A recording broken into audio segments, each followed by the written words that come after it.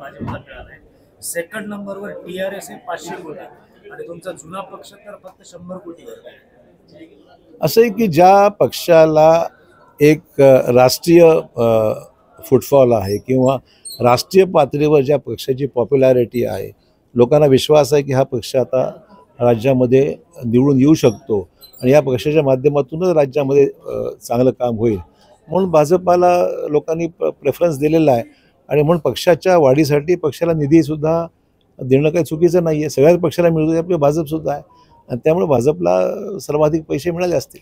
पण मागच्या वेळी जे इलेक्ट्रोल बॉन्ड होते त्याच्यामध्ये हा आकडा भाजपला मिळालेला खूप जास्त होता, ज्याच्यावर ठीक आहे. तो विषय आता सुप्रीम कोर्टाने निर्णय घेतल्यानंतर विषय संपलेला आहे तो आता. त्यामुळे आता तो इलेक्ट्रोल बॉन्ड्स आता बंद झालेले आहेत आणि डायरेक्ट लोकांना पैसे देण्याची मुभा आहे. त्याप्रमाणे चेकनी पेमेंट आलेलं आहे. सदस्य मेंबरशिप म्हणून पैसे येतात तेही होतात. तुम्ही पाहत आहात महाराष्ट्राच्या कुशीतलं GK न्यूज मराठी, सात जनतेची, भूमी महाराष्ट्राची.